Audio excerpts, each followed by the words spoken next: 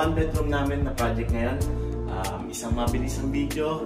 Meron tayo ditong bagong gawa namin na cabinet, hindi kasama sa turnover.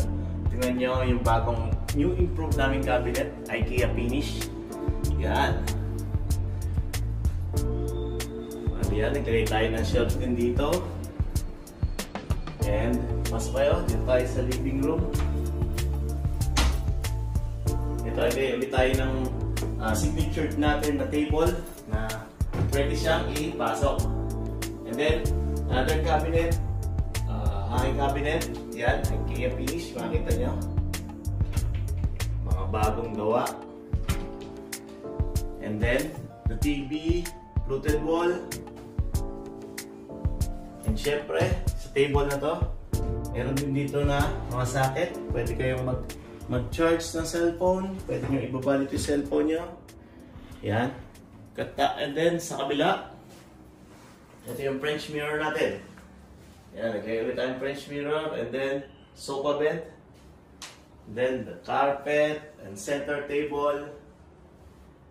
And dito sa side na to, meron tayong shoe cabinet, shoe rack. Pwedeng lagyan ng mga shoes or ibang gamit nyo. Yan, meron din dyan socket sa ilalim yan. Yan. New improve yung cabinet natin kasi mas gumamit kami ng mas high quality na woods. Laminated woods, and then para magiging siyang IKEA finish. Tapos ang bago natin dito, tinanggal natin yung wood partition, nilagyan natin siya ng glass partition. Pwede mo siyang isara.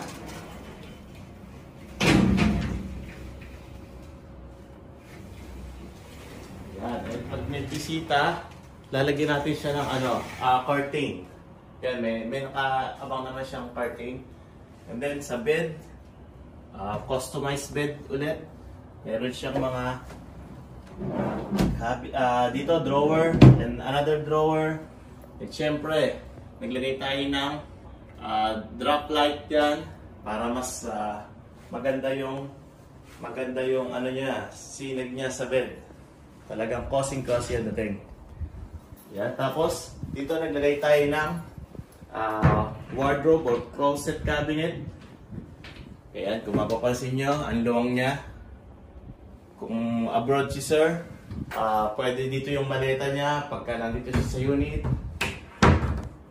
And then sa side na to, ito pa isa, din to. Yan, push button lang. Yan yung mga new improved nating cabinet.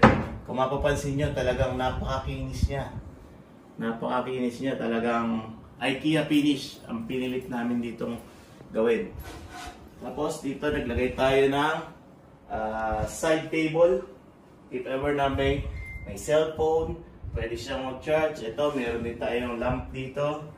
And then dito naglagay din tayo ng blinds. Blinds ang nilagay natin para hindi siya yung curtain na ordinary, hindi siya sumasaya dito. Kaya ito sa blinds, kontrolado natin yung liwanag, ang dilim ng unit. Yan. Yan, tapos naglagay din tayo dito ng ilaw, cove light, pin light. Pin light natin, tricolor yan. Depende sa mood ni client, ni owner, kung anong gusto niya. Yan, and meron din tayong cove light. Yan, mga natin yan. Mga dagdag. And then dito sa table na to, papakita ko lang sa inyo. Gusto ko lang ipakita sa inyo yung signature table natin. Siyempre, ito yung lagi nating ginagawa sa unit. If hindi nyo siya gagamitin, pwede nyo siyang itago sa ilalim. Yan. Dito natin lalagay yung mga upuan. Pag walang, yan o. Yan. Nakita nyo yung space. Pwede ring working area to. Yan. Kung makikita nyo, maluwang na siya. Maluwang na yung daanan niya. Then yan, nagawin tayong carpet.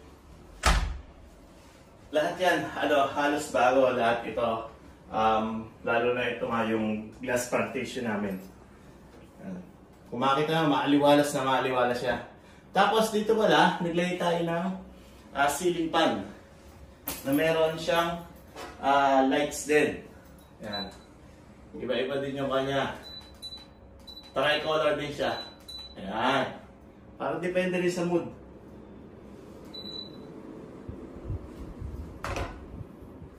Okay, ito ang mga bago naming update sa bagong gawa namin na one bedroom, typically one bedroom straight na one bedroom with balcony. So guys, if mga may gusto magpagawa, contact lang sa amin and then per serve na kayo na slot, baka maubusan pa kayo. Thank you guys! Salamat ulit!